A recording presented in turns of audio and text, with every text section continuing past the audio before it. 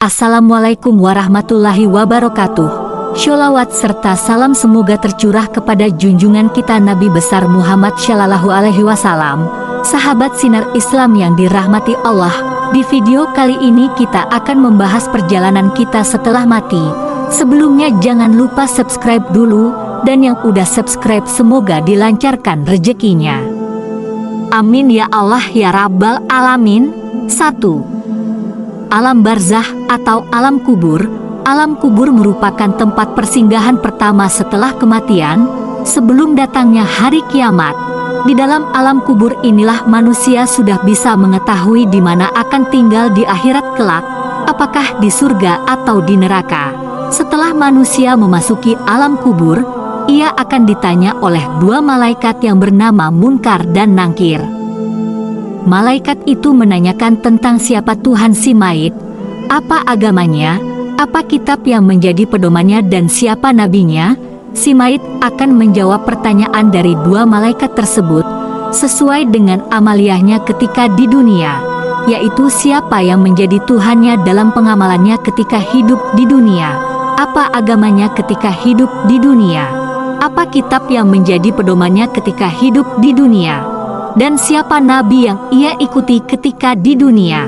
Semua pertanyaan itu akan dijawab sesuai dengan pengamalannya ketika hidup di dunia, sehingga tidak bisa dimanipulasi.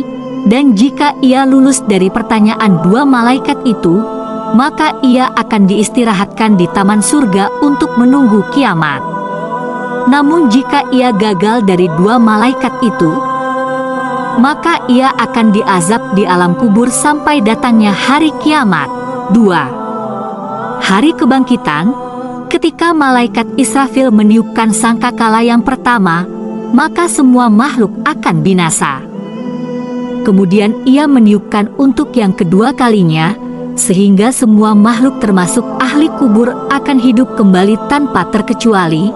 Wahai manusia, sesungguhnya kalian akan dikumpulkan menuju Allah Ta'ala dalam keadaan tidak beralas kaki, tidak berpakaian dan belum dihitan.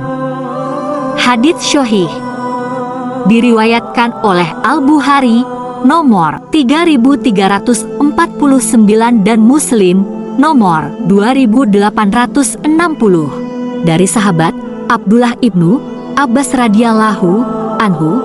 Aisyah radhiyallahu anha bertanya, "Ya Rasulullah, apakah laki-laki dan wanita saling melihat satu sama lain?" Rasulullah Shallallahu Alaihi Wasallam menjawab, keadaannya jauh lebih berat dari sekedar melihat satu sama lain. Hadits Sahih diriwayatkan oleh Muslim nomor 5102. 3. Penggiringan ke padang mahsyar. Setelah semua makhluk dibangkitkan tanpa terkecuali, termasuk dari golongan jin, manusia dan hewan.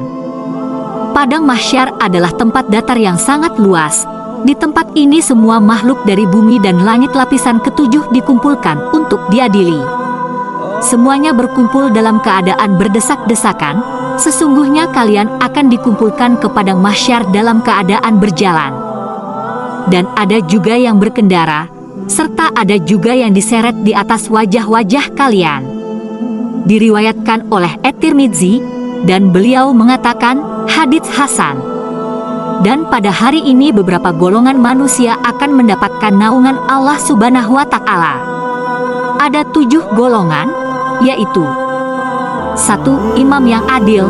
2. Seorang pemuda yang tumbuh dewasa dalam beribadah kepada Allah.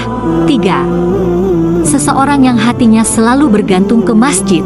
4. Dua orang yang saling mencintai di jalan Allah, keduanya berkumpul karenanya dan berpisah karenanya.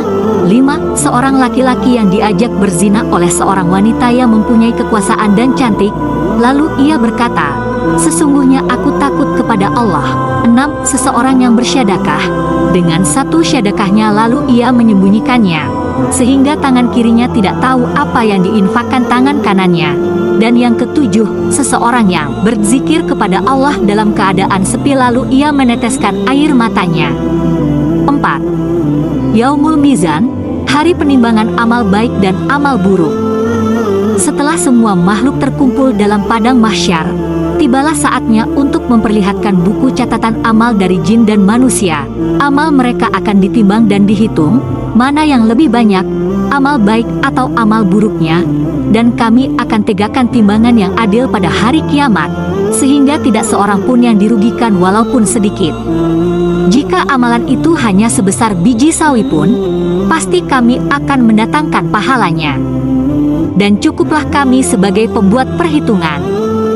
Quran Surah Al-Anbiya ayat 47. 5. Yaumul Hisab. Setelah menerima buku catatan, para jin dan manusia akan menjalani penghitungan amalnya. Semua amal kebaikan sekecil apapun akan mendapat balasannya. Dan sebaliknya, semua amal kejelekan sekecil apapun juga akan mendapat balasannya. Sesungguhnya kepada kamilah kembali mereka. Kemudian sesungguhnya kewajiban kamilah menghisab mereka. Quran Surah Al-Ghasyiyah ayat 25-26. 6. Melintasi jembatan Shirotol Mustaqim setelah melalui proses hisab. Semua manusia akan melewati jembatan atau yang biasa disebut dengan Shirot.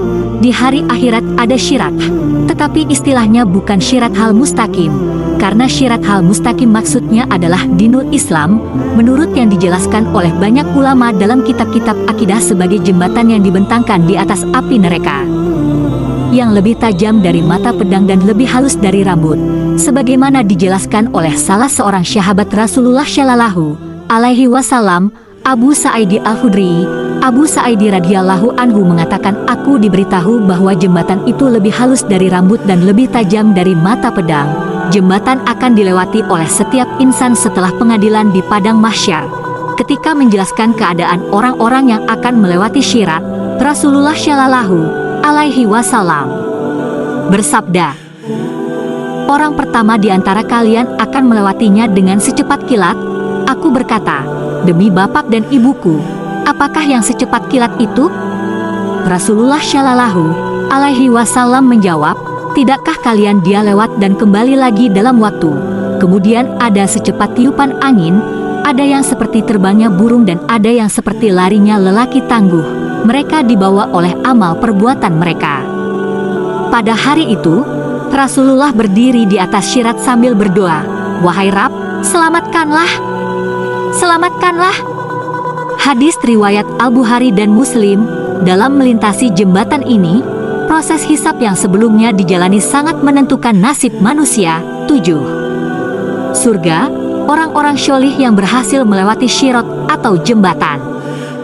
Ia akan ditempatkan di surga atas rahmat Allah Subhanahu wa Ta'ala. Semua orang muslim kelak akan ditempatkan di surga meskipun ia memiliki dosa. Akan tetapi sebelum ia ditempatkan di surga akan ditempatkan lebih dulu di neraka untuk membersihkan dosa-dosanya. 8. Neraka. Neraka adalah tempat bagi semua orang yang memiliki dosa, baik itu muslim atau kafir. Disebutkan di dalam kitab suci Al-Quran bahwa terdapat 7 tingkatan neraka. Hal ini sebagaimana firman Allah Subhanahu wa Ta'ala, tiap-tiap pintu telah ditetapkan untuk golongan yang tertentu bagi mereka. Quran Surah Al-Hijr ayat, jarak antara satu pintu dengan pintu yang lainnya adalah 500 tahun dan 700 tahun perjalanan. Dan di setiap pintu ada azab berlipat ganda. Demikianlah penjelasannya, semoga bermanfaat bagi kita semua. Wassalamualaikum warahmatullahi wabarakatuh.